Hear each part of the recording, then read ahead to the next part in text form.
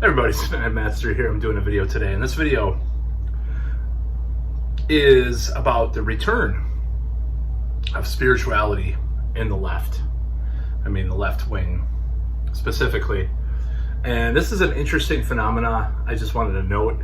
I'm not going to endorse anybody specifically in this video, but I'm just going to say that this is kind of a welcome return in a certain way.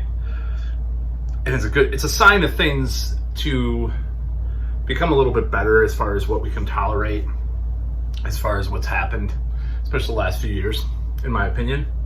So what do I mean by this? Well, we have three candidates running against Joe Biden right now.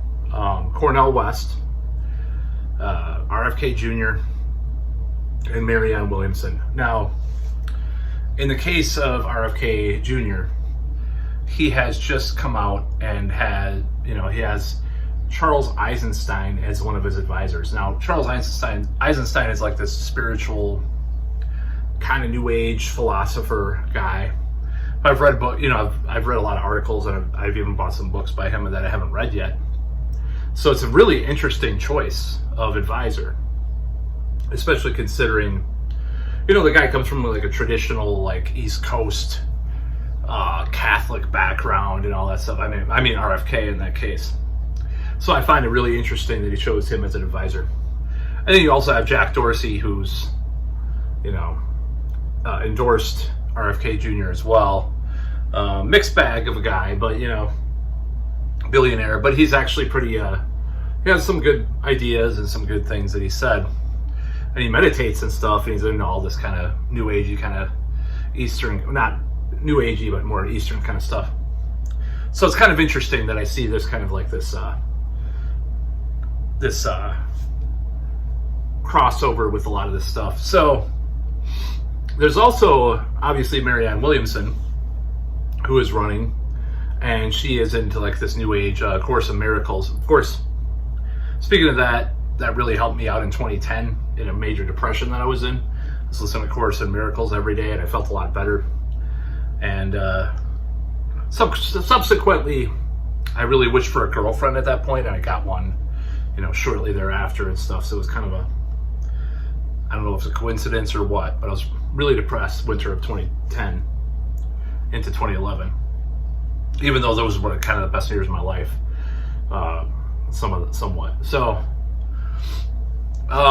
anyways, that was interesting because she's into that. And then we have Cornel West. Now, Cornel West is kind of a liberation theology Christian in some ways. Say what you will about that. If you make any stupid helicopter jokes, I think all I got to say about the helicopter thing, this left, communist helicopter thing, it's like, okay, well, you're going to make joke about that. Why don't we joke about sending you to the gulag, right winger? I think both sides are stupid and evil to say those types of things. I think it's ridiculous. Sometimes I'll say take someone to gulag, but sometimes I'll say I'm scared of going to the gulag, someone's far left or something. So it's stupid. Anyways, Cornel West is not a super like CRT guy. Now, there are some things about him that I disagree with, like, the idea of reparations, but he was in the Matrix, movies. He was, he did not support Hillary. He's questioned Biden. He supported Nader. He supported Jill Stein. Did support Obama up until a point. Then he stopped completely. Now, there's a little bit of backlash with him lately because of his whole support of DeSantis, which is not true. He just said he supports that teaching the classics, as far as a basis of education, which is very anti-woke in a way, because if you think about where woke comes from, which I'll be doing a review of this book that I've been reading about it, they would want to destroy the classics and, rewrite the classics or have new classics, destroy the classics, tear down the statues. So it's a very interesting move by him. I consider himself an old school leftist, / liberal or whatever. I think he's pretty I think he's pretty clean as far as that goes. I don't think he's into like, and I don't know. I just read some of his influences. I did not read any of the people that started CRT as one of his influences or the precursors to that. Now, that's not what this video is about, whether or not Cornel West is a good person or a good candidate or not. It's about more of this whole idea. And this idea is that the left has been extremely materialist, as someone who's into the occult would say, and attacking them from that point of view. It's been very materialist for a long time. I mean, if you want to go back to Marx and Lenin and all that stuff too. Now, for a long time, the two could coincide, but at a certain point, like ideas of spirituality and leftism. Obviously, that's where liberation theology comes from. So the two could coincide, but after a certain point, it goes off the rails completely. And you have, your typical liberal that'll be like, I'm an atheist. There's no such thing as a supernatural. GMOs are safe. I mean, I've met a lot of these types, and it's like, there's nothing supernatural that happens, And it's just like, it's so annoyingly, they're so obnoxious and arrogant about it. It gets to a point where you're just like, shut the hell up, dude. And I'm thinking of certain people that I've known in life too. I mean, I'm being honest. It's like a, amalgamation of various people that I've known. But this whole idea of a renewed spirituality in the left poses a threat to a lot of things, in my opinion, that have held the left back, and also just made it really obnoxiously arrogant and sometimes evil. So, in my opinion, and I'm not saying that you can't be an atheist or something like that, but I'm just saying, as a useful position inside the left, or whatever you want to call it, I think having spirituality play a role, helps soothe a lot of the more dangerous precepts of it, and can help, with actual, being able to do the things that it wants to do in a more positive way. So I think this development's really, really cool. I think it's cool that, because a lot of people in the mainstream Democratic Party, or even a lot of leftists, are very materialist. And what I mean by materialist is they believe in the material model of the world, the dialectics, materialism as well, of course, a lot of the time. And to have something that branches out, away from that, is a very good thing. So another thing about that is that, I think it's good because it gets away from that, like, I am the science. It's like everything's based on this, like, is it right brain? I think it's right. I think it's I forgot the brain, hemispheres.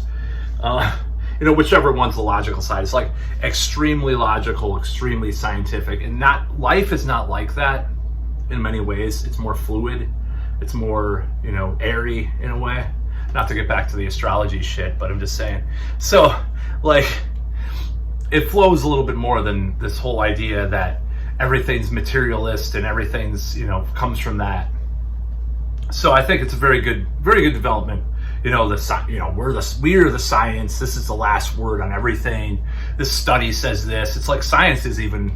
People have made science a religion, and they've made, like, wokeism is based on social science, which is technically, in certain ways, pseudoscience. And I'm not saying all social science is, or social science in general. I'm saying technically, if you look at it from the macrocosm of everything, a lot of this stuff is just made up. I mean, it's not made up, but it's trying to explain things that, in a way, sometimes they can't explain things in the way that they're trying to do, because there's other aspects that are not part of that model that are contributing to that. So as far as being, I like this word, and this is kind of a, I don't know if this word is, I just like this lately, holistic model of the world. You know, more varied, more diverse, dare I say, not in the, you know, the way that people say now exactly, but, you know, a more diverse model of the world, looking at problems from that model. I've read several books about that. You know, there's Douglas Rushkoff talked about this too, and I think this kind of ties into some of his ideas with these new candidates, and it's a very exciting time in a way, because it's like, well, we're returning. Eisenstein being the part of the RFK thing. That's what I'm trying to say. Like, it's part of this thing. Like, he's a Catholic, you know, whatever, Kennedy dynasty family, you know, the whatever, you know, and he's buff as hell too. I mean, he like works out all the time. Like, he's probably the most fit candidate right now. I mean, you could probably kick Biden's ass at push-ups, that's for sure. And in debates probably too. But I'm not endorsing him officially in this video, I'm just saying. So we have these things being explored, these ideas, more esoteric ideas in politics again, and in a way that's not like Christian conservative or anything like that, which has obviously been the enemy. And I think, to conclude, I think it's because people search for meaning, like Jordan Peterson would say, and they find it with these social justice causes. This is like what James Lindsay has said too, and these like extreme left-wing ideas, like in this social way, not in like an economic way per se. Well, and that just does not work the way that they're going about this, because they're, you know, that's why the whole meme of like the left or the liberals supporting big pharma, military industrial complex,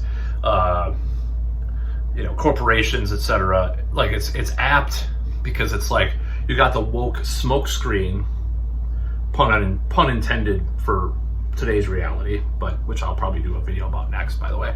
And you have this, you know, it's just like it's called left cover, you know, like these corporations, the CIA, the woke CIA thing. So the meaning is being exploited. They're trying to, they're religious about it. A lot of young people about this wokeism, about the political correctness. It's like their religion, because they have no other religion. So having more spirituality in the left, that makes things more fluid, more dynamic, more varied, and more holistic. I dare say that word. I think it's a good thing. So that's about all.